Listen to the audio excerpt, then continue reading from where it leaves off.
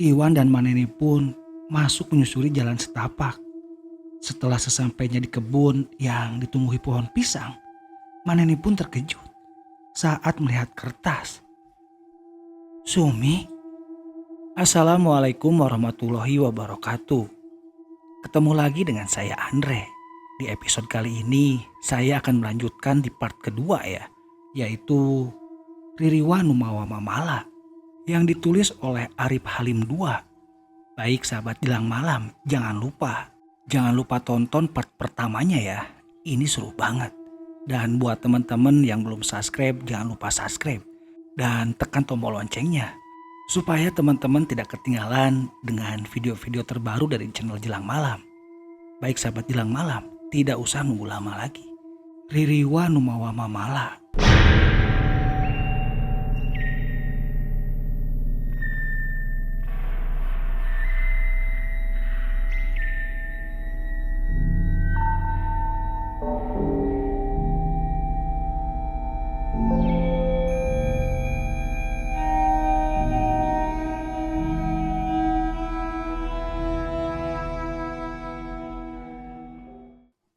Hujan sudah sedikit mereda, hanya sisa gerimis yang tersisa.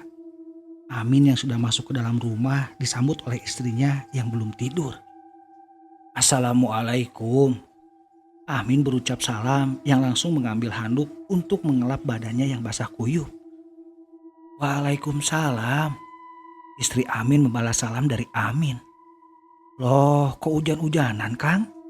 Udah selesai Kang kerja di Bekesinya. Ngerjain apa sih Kang sampai malam pulangnya? Amin sempat kaget dengan pernyataan dari istrinya tentang kerjaan yang dikasih Bu Kesi. Ah itu Neng, Bu Kesi suruh ngerjain kandang ayamnya yang kayu-kayunya ada lapuk. Amin menjawab seenaknya agar istrinya tidak curiga. Lalu Amin masuk ke dalam kamar mandi untuk ganti baju. Amin teringat kembali dengan kejadian yang telah diperbuatnya. Hati Amin jadi gelisah tak menentu dan terus ingat sama Nyi Sumi. Kang, Bu Kesi sudah kasih upah kerjanya. Amin tak menjawab karena Amin masih melamun dengan apa yang telah terjadi. Kang, istri Amin memanggil lagi. Baru kali ini Amin terkaget dengan panggilan kedua kalinya dari istrinya. Iya Neng, apa Neng? Akang gimana sih? Neng tanya upah kerjanya Bu Kesi sudah dikasih belum? Oh besok Neng, kata Bu Kesi. Sekalian dia ke pasar katanya. Nanti dia singgah ke rumah. Oh ya sudah atuh. Istri Amin langsung bergegas ke dapur untuk membuatkan kopi untuk suaminya. Sumi, Maneni berteriak memecah heningnya malam. Membuat Nak Iwan terkaget dengan teriakan Mak Neni. Ada apa Mak? Tanya Iwan sambil menghampiri Maneni yang terpaku dengan tatapan tertuju ke bawah. Maneni langsung mengambil kertas yang sudah bercampur dengan darah. Sumi, di mana kamu Nak? Maneni berteriak memanggil-manggil nama Sumi, tapi nihil, tidak ada jawaban. Iwan yang melihat darah yang tergenang merasa curiga dan ada yang tidak beres. Lalu Iwan mengajak Maneni untuk pergi ke kampung Maneni yang tidak jauh dari tempat mereka sekarang. Mak, ayo kita minta bantuan ke warga untuk mencari Sumi. Ada yang tidak beres ini. Maneni menatap Iwan dengan tatapan seakan mau bilang percuma saja minta bantuan kepada warga. Karena mereka tidak akan peduli kepada dirinya. Tapi tidak ada pilihan lain selain mengiyakan tawaran Nak Iwan. Iwan dan Maneni langsung menuju ke perkampungan dan setelah sampai mereka pertamanya menuju rumah Pak RW. Assalamualaikum. Sambil mengetuk pintu, Iwan mengucap salam. Sedikit lama, belum ada jawaban. Kembali Iwan mengetuk pintu sambil mengucap salam kembali. Tak lama terdengar langkah kaki dari dalam menuju pintu. Pintu terlihat terbuka dengan ucapan balasan salam dengan sedikit ketus diiringi omelan. Waalaikumsalam. Siapa sih malam-malam ganggu orang istirahat saja? Pas pintu terbuka, Pak RW melihat sosok pemuda dan Maneni. Tatapan Pak RW saat melihat Maneni langsung berubah dan bertanya. Jalang, ada apa malam-malam ganggu orang ah? Pak RW langsung membentak Maneni dengan makian yang membuat Nak Iwan terkejut dan tak percaya apa yang sudah dia dengar. Nah Iwan langsung pasang badan dan bertanya ke Pak RW. Maaf Pak, saya dan Mbak Nini sudah mengganggu istirahatnya Bapak. Saya hanya mau minta bantuan Bapak saja. Bantuan apa yang saya harus berikan? Masih dengan nada tinggi, Pak RW menjawab pertanyaan Nak Iwan. Gini Pak, Nak Iwan menceritakan maksud dan tujuan datang ke rumah Pak RW untuk meminta bantuan untuk mencari Nyi Sumi yang hilang dari tadi. Belum pulang sampai sekarang. Dan Maneni menemukan kertas catatan belanjaan dan terlihat ada darah di dekat kertas catatan belanjaan yang dibawa Nyi Sumi. Begitu Pak, tutup Nak Iwan. Setelah mendengar penjelasan dari Nak Iwan, bukan jawaban, tapi malah mendapatkan umpatan dan makian dari Pak RW. Anak muda, jangan repot-repot bantu si Jalang ini. Lebih baik kamu pulang dan tinggalkan saja perempuan binal ini. Pak RW sambil menunjuk ke arah Maneni dan langsung berlalu sambil membanting pintu. Maneni hanya tertunduk sambil menahan sakit dan khawatir bercampur menjadi satu. Terdengar isakan tangis yang tertahan oleh Mbak Neni. Nah Iwan bingung kenapa begini. Tapi Iwan tidak menyalahkan keadaan dan tetap dengan yakin kalau Maneni orang baik. Dan Iwan menghampiri Maneni sambil mengelus pundaknya. Sabar ya Mak, yuk kita cari bantuan lagi. Pasti ada orang baik yang sudi bantu kita, ucap Iwan dengan meyakinkan Maneni. Iwan dan Maneni pun meninggalkan rumah Pak RW. Dan dengan niatan dan meminta bantuan kepada warga, siapa tahu masih ada yang membantu pencarian. Iwan dan Maneni mengetuk tiap rumah, tapi sama saja. Hanya makian dan umpatan yang didapat. Tidak ada yang sudi membantu pencarian Nyi Sumi. Iwan merasa heran, ada apa dengan kampung ini? Kenapa begitu tega dan kesalahan apa yang sudah diperbuat Maneni? Sampai warga begitu membenci dengan Maneni dan Sumi. Tapi tidak patah semangat untuk Iwan. Tetap terus dan terus menyemangati Maneni yang sudah terlihat putus asa dengan keadaan ini. Yuk Mak, kita cari lagi yuk. Siapa tahu masih ada yang mau bantu kita. Maneni terdiam dan menatap Nak Iwan dan kemudian berbicara. Nak Iwan, cukup sudah. Lebih baik Nak Iwan pulang saja dan biarkan emak cari sendiri. Karena percuma saja kita berkeliling. Pasti jawabannya akan tetap sama. Hanya penolakan dan makian yang akan kita dapat. Dengan menahan tangis, Maneni memberitahu ke Nak Iwan. Tidak Mak, sekalipun Mak nyuruh Iwan pulang, Iwan gak akan pulang. Setelah Iwan menjawab, tidak ada pembicaraan dan hanya hening yang dirasakan. Iwan dan Mak Neni bermain dengan pikirannya masing-masing. Neni. Iwan dan Mak Neni dikagetkan dengan suara panggilan ke Mak Neni. Mak Neni menengok ke belakang dan yang memanggil ternyata Mak Imas. Mak Imas? Pulang dari mana Mak? Tanya Mak Neni ke Mak Imas. Pulang dari rumah si bungsu. Ada Nak Iwan juga. Ada apa di sini? Tanya Mak Imas ke Mak Neni. Mak Neni dan Iwan hanya saling pandang dan belum berani menjawab pertanyaan Mak Imas. Loh, kok pada diam sih? Ada apa ini? Mak Imas sudah mulai curiga dan sekarang mulai bertanya keberadaan Sumi. Sumi di mana, Nen? Di rumah. Mak Imas bertanya di mana Sumi dan Mak Neni mulai meneteskan air mata dan menjawab pertanyaan Mak Imas. Ini Mak. Mak Neni hanya menyodorkan kertas yang sudah bercampur darah ke Mak Imas. Mak Imas hanya bingung dengan apa yang diberikan Mak Neni. Dan apa hubungannya kertas dan Nyi Sumi? Kertas apa ini, Nen? Tanya Mak Imas. Mak Neni sudah tak kuasa untuk menjawab pertanyaan Mak Imas. Dan Iwan memberanikan untuk menjawabnya. Maaf ya Mak, saya bantu jawab. Ucap Iwan. Iwan pun membicarakan kejadian dari awal sampai meminta bantuan kepada Mak Imas. Kalau Sumi hilang saat disuruh belanja dan ditemukan secari kertas belanjaan dan darah. Begitu Mak Imas. Tutup Iwan. Mendengar penjelasan dari Iwan, hati Mak Imas macam terbakar. Dan wajah Mak Imas terlihat memerah dan meremas kertas yang dipegangnya. Di ujung jurang, terdengar ada gerakan dan rintihan. Emak. Sudah dicari kemana saja Wan? Tanya Mak Imas. Iwan diam sejenak dan melihat Maneni yang terlihat terpukul dengan kejadian ini. Saya belum mencarinya, Mak. Tapi dengan bukti darah dan kertas itu sudah menjadi bukti kalau Nyi Sumi sedang tidak baik-baik saja. Ucap Iwan sambil berdiri menenangkan Mak Neni. Mak Neni hanya menangis dengan memanggil-manggil namanya Sumi. Kalau begitu, Wan, percuma saja kalau meminta bantuan di kampung ini. Tidak ada gunanya. Bisa nggak Mak Imas minta tolong, minta bantuan di kampungnya Nak Iwan? Mak Imas memberi saran. Setuju, Mak. Sekarang Mak Imas dan Mak Neni ke rumah Iwan dulu. Baru Iwan nanti ke rumah Pak Ustadz untuk meminta bantuan. Terang Iwan atas saran dari Mak Imas. Mereka pun beranjak pergi dari kampung Haur Pengganti dan menuju rumah Bude Titik. Amin yang termenung di meja makan sambil menikmati secangkir kopi masih tetap tidak tenang hati. Terus mengingat nasibnya Nyi Sumi yang pas dilempar masih dalam keadaan bernyawa. Amin pun berdiri dan menuju kamar untuk mengambil jaket. Neng, Akang ada urusan dulu ya. Mau ke kampung sebelah, mau nanyain kerjaan. Amin mencari alasan ke istrinya. Apa nggak bisa besok saja, Kang? Selain sudah malam, ini masih gerimis loh, Kang. Kalau besok keburu orangnya keluar, Neng. Ucap Kang Amin. Mendengar jawab Kang Amin, istrinya hanya mengiyakan dan terus lanjut melipat baju. Hati-hati ya, Kang. Jangan malam-malam pulangnya. Amin hanya mengangguk dan menghampiri istrinya dan mengecup keningnya.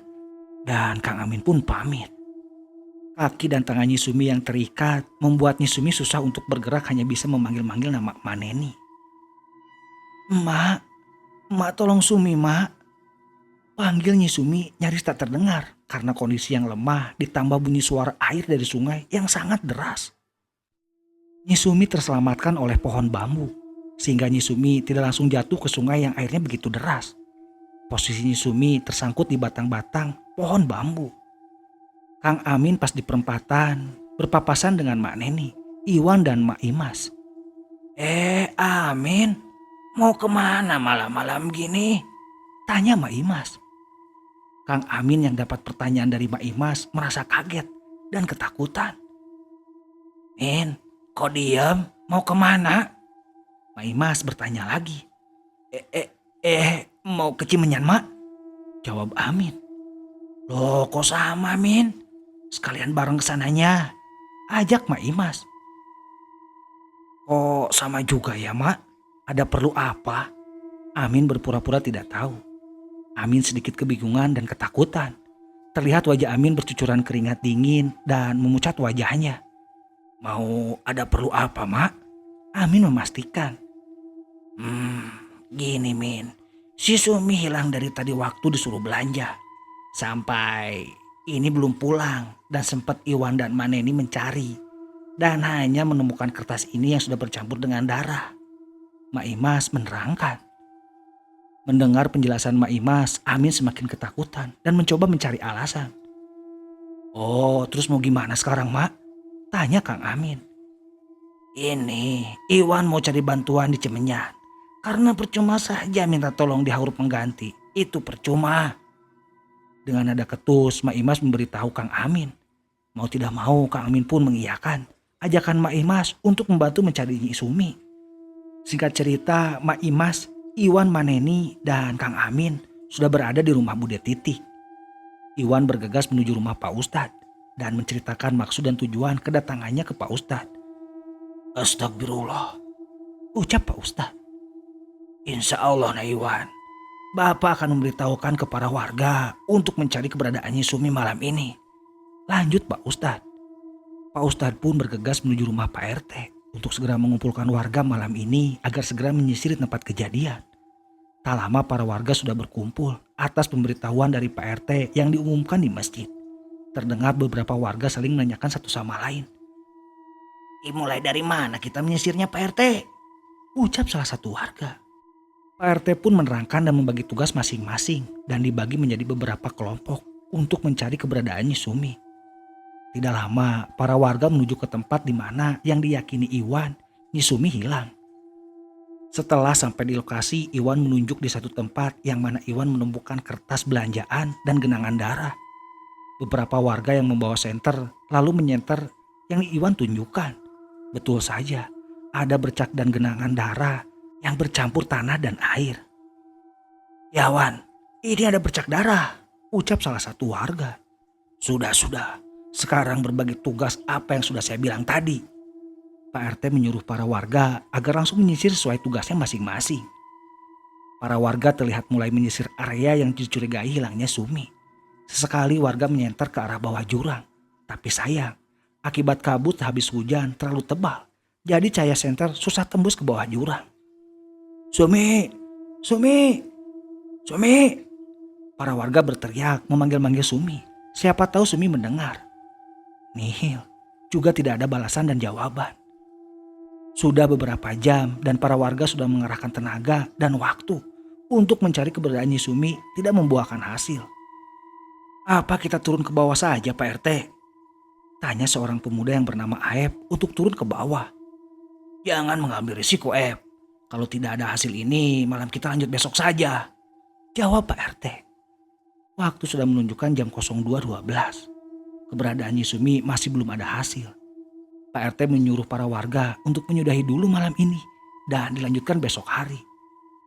Mendengar perintah dari Pak RT, para warga pun mengiyakan dan kembali ke Cimenyan dengan perasaan kurang puas. Sebagian para warga ada yang merasa iba dengan nasibnya Sumi. Dan ada yang janggal dan curiga dengan kehilangannya Sumi. Di bawah, Sumi yang sudah tak berdaya sebenarnya mendengar teriakan para warga. Namun apalah daya. Kondisinya yang lemah, suaranya hanya pelan dan juga kalah dengan suara derasnya air sungai. Tolong Pak, saya ada di bawah sini." Dengan menahan rasa sakit dan tangisan, Sumi berusaha meminta tolong. Dingin, berembun di kampung Cimenyan. Cahaya matahari tertutup embun di pagi itu.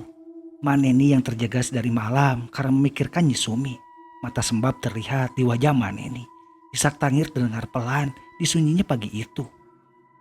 Maneni dan Mak Imas yang tidur di rumah Bude Titi sudah terbangun untuk melaksanakan sholat subuh. Mak Imas yang melihat Maneni terjaga dan menangis. "Insya Allah Mak, Nyi Sumi masih selamat dan kita berdoa saja. Semoga kebaikan dan keberuntungan memihak kita ya Mak," ucap Mak Imas. Maneni hanya menatap dengan tatapan kosong dan tidak menggubris omongan Mak Imas. "Istighfar Mak," Mak Imas sambil mengusap punggung Maneni. Mak Imas baru sadar dan memeluk Mak Imas sambil menangis. "Cobaan apa lagi ini ya Allah? Dosa apa? Salah apa hambamu ini ya Allah?" Dalam pelukan Mak Imas, Maneni menangis. Tak disadari Mak Imas pun meneteskan air mata dan memeluk erat badan Maneni. Mak Imas merasakan beban yang dipikul oleh Maneni. Para warga sudah berkumpul di depan rumah Pak RT dan sudah siap-siap untuk melanjutkan pencarian Sumi. Tapi ada salah satu warga yang bertanya ke Pak RT. "Pak RT, kan Sumi itu orang haur pengganti ya? Tapi kenapa kampung itu gak ikut campur mencari?" Pak Ustadz yang sudah ada di rumah Pak RT pun menjelaskan. "Sudah, anggap saja Sumi warga kita. Dan lillah saja karena Allah ya Pak." Setelah mendengar ucapan Pak Ustadz, tidak ada lagi yang bertanya, hanya mengiyakan saja. "Aib, kamu turun ke dasar ya. Siapa tahu Nyi Sumi ada di bawah." Pak RT tanya ke Aib. "Iya Pak RT, insya Allah siap," jawab Jang Aib. Setelah mendapat arahan dan wejangan dari Pak RT dan Pak Ustadz, para warga pun bergegas ke tempat lokasi. "Assalamualaikum." Bude Titik mengetuk kamar yang ditempati Mak Imas dan Mak Neni. "Waalaikumsalam," jawab Mak Imas membalas salaman Bude Titik. Cak, pintu terbuka. "Udah bangun yo? Ayo sarapan yuk. Saya sudah bikin nasi goreng sama bakwan anget loh," ajak Bude Titik. "Tuh kok ngerepotin si Bude?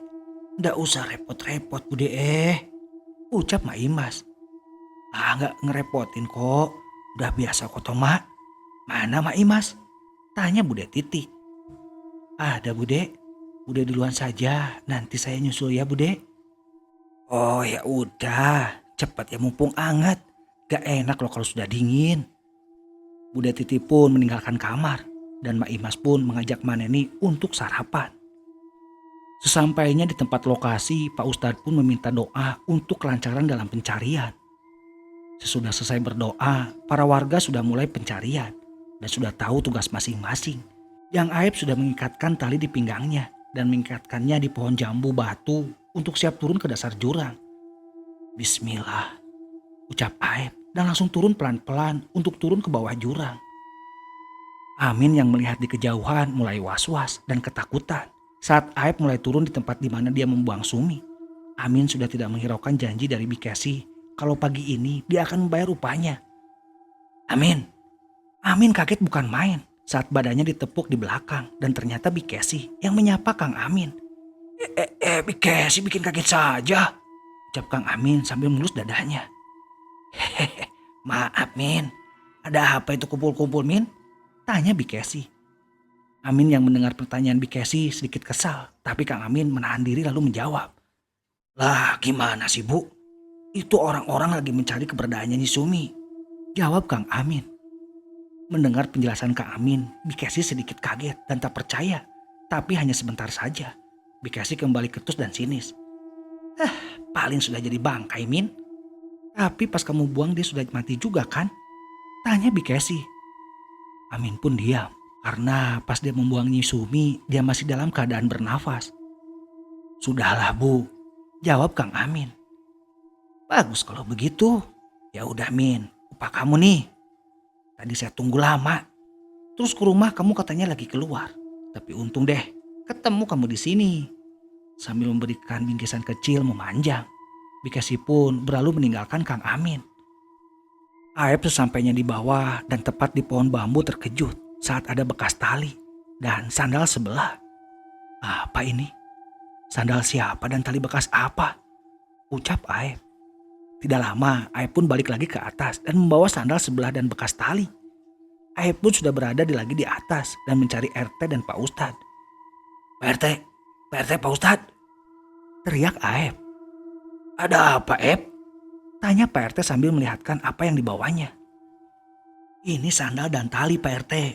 Coba Pak RT panggil maknya Nyi Sumi, siapa tahu dia kenal sandal ini. Tutur ujang Aib. Pintar kamu Aib, ya sudah tunggu ya. Pak RT pun menyuruh salah satu warga untuk memanggil Mak Neni. Di rumah Bude Titi, Pak Imas, Mak Neni, Bude Titi dan Iwan lagi menyantap sarapan pagi. Dikagetkan dengan ketukan yang sangat keras. Assalamualaikum Bude. Mang Ano yang disuruh Pak RT. Siapa itu Wan? Tanya Bude Titi. Gak tahu tuh mah. Tunggu Iwan buka ya. Iwan pun berdiri dan menuju ruang depan. Waalaikumsalam, jawab Iwan sambil membuka pintu. Mang Ano, ada apa Mang? Pagi-pagi bikin kaget aja, corocos Iwan. Aduh maaf nah Iwan, emaknya Nyi Sumi masih ada? Tanya Mang Ano. Ada Mang, ada apa ya? Iwan bertanya dengan perasaan penasaran karena terlihat penting. Ada Mang, tunggu saya panggilkan. Nah Iwan masuk ke dalam untuk memanggil Mak Neni. Tak berselang lama Mak Neni dan Iwan sudah menghadap Mang Ano. Pak Ustadz dan Pak RT menyuruh Mak Neni untuk ke sana sekarang Mak. Mang Ano menyampaikan amanat. Ada apa ya Kang? Maksudnya di sana tuh di mana? Tanya Mak Neni. Mang Ano pun menjawab, tidak memberitahukan hal penting sesuai amanat Pak RT. Oh iya tunggu ya, saya ambil jaket dulu, jawab Mak Neni. Mak Neni pun masuk ke kamar untuk mengambil jaket dan pamit ke Bude Titik dan Mak Imas. Tapi Mak Imas minta untuk ikut. Sesudah siap-siap, Mak Neni, Imas dan Iwan pun pergi bersama Mang Ano. Terlihat di kejauhan, Kang Amin melihat Aib naik lagi ke atas sambil membawa tali dan sandal begitu keheranan dan tak menyangka. Dan Kang Amin ingat betul tali yang dibawa Aib itu sama percis dengan tali untuk mengikat Nyi Sumi. Loh kok cuma tali? Nyi Suminya kemana? Apa dia dimakan hewan buas? Kalau dimangsa hewan buas pasti bakalan ada jejak atau apa. Tapi ini gumam Kang Amin. Terus Nyi Suminya kemana? Lanjut Kang Amin.